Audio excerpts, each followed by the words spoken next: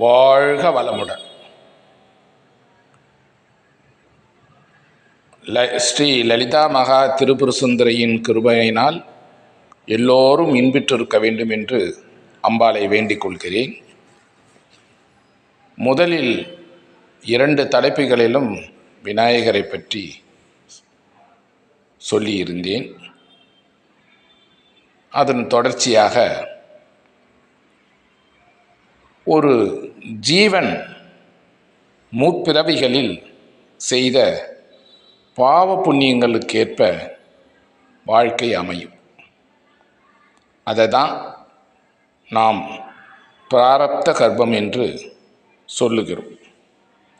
முன் ஜென்மங்களில் செய்த புண்ணியங்களின் தன்மையால் இந்த ஜென்மத்தில் கஷ்டத்தையும் துக்கத்தையும் சுகத்தையும் அனுபவிக்கிறோம். அதனை கருதாமல் கஷ்டத்தையும் துக்கத்தையும் அடைபவர்கள் தெய்வத்தை தூற்றுகிறார்கள். அதனை ஔவையார் அழகாக கூறியிருக்கிறார்.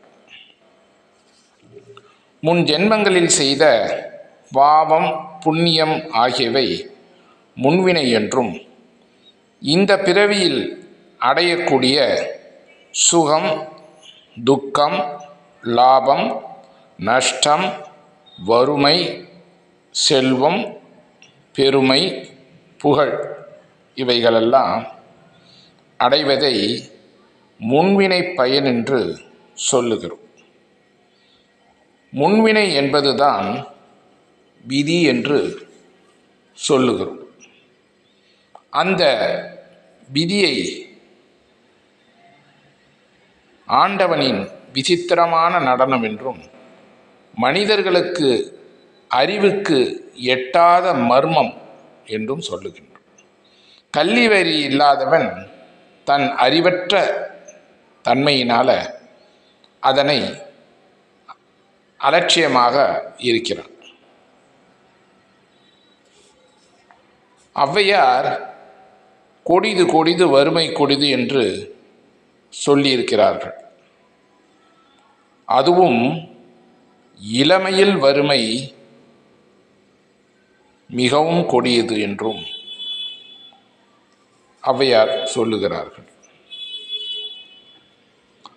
இந்த விக்னங்களை எல்லாம் அகற்றி வறுமையிலிருந்து விடுவித்து அருள்பவர்தான் விக்னேஸ்வர்.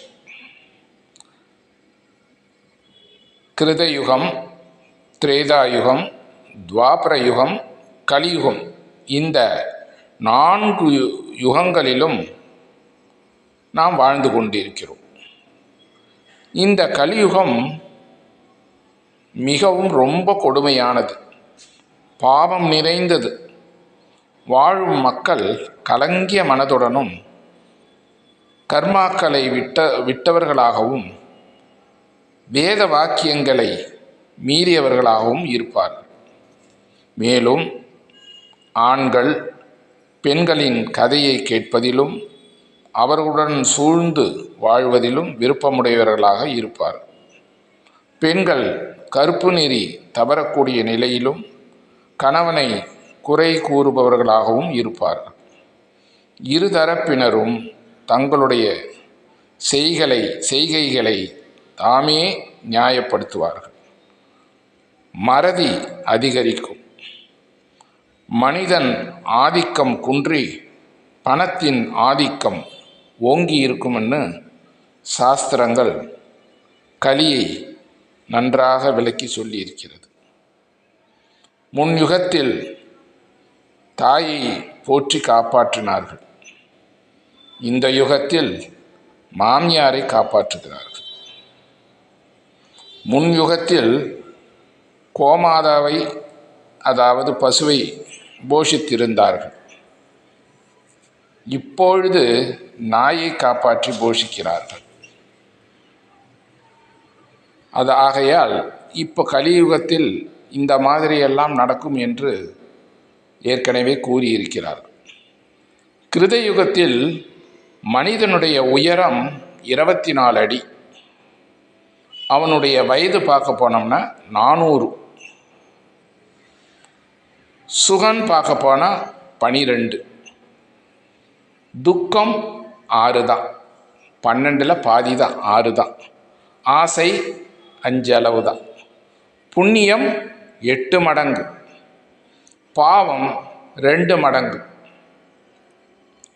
அதுக்கு அடுத்தது கிருதயுகத்தில் இருந்து திரேதாயுகத்துக்கு வந்தோம்னா அப்போ மனிதனுடைய வயது 18 அடி, உயரம் 18 அடி. வயது பார்க்க போனோம்னா 300 வயசு. அப்போ சுகம் பார்க்க போனேன்னா 9. முதல்ல கிருதயுகத்தில் 12 இருந்தது, இப்போ 9 குறைஞ்சி போச்சு, 3 மடங்கு குறைஞ்சிருது.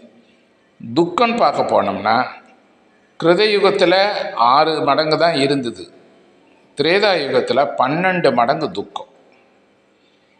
ஆசைன்னு பார்க்க போனோம்னா 10 மடங்கு. புண்ணியன்னு பார்க்க போனால் 6 மடங்கு தான். கிருதயுகத்தில் இருந்ததை விட இது மிகவும் குறைவாக உள்ளது. பாவம் பார்க்க போனோம்னா 4 மடங்கு. அப்புறம் துவாபர யுகத்தில் மனிதனுடைய உயரம் பார்க்க போனால் 12 அடி, வயது பார்க்க போனால் 200. சுகன் பார்க்க போனால் 6 மடங்கு தான்.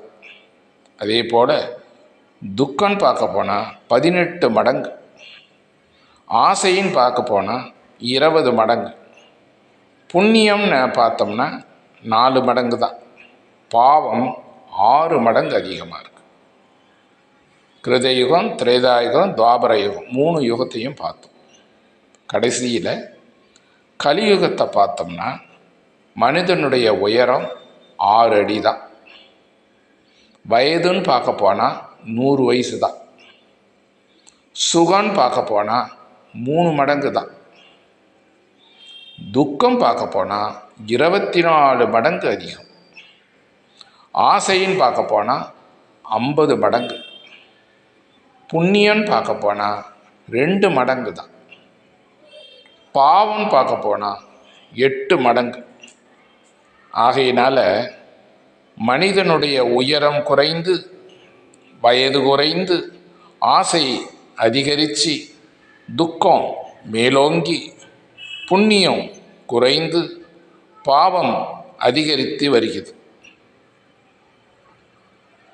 இந்த கலியின் தன்மையால் தான் தன் மனைவியை விட்டு பிறர் மனைவியை அடைய விருப்பமுடையவர்களாகவும், புண்ணிய கஷேத்திரம் ஆலயங்களுக்கு போவதற்கு பதில் சூதாட்டத்திற்கு போகவும், யாகம் தியானம் இதெல்லாம் செய்யறதுக்கு பதில் சமூகத்தில் வேண்டாத நாச வேலைகளில் நாட்டமுடையவர்களாகும் நாளுக்கு நாள் அதிகரித்து கொண்டே இருக்கிறது.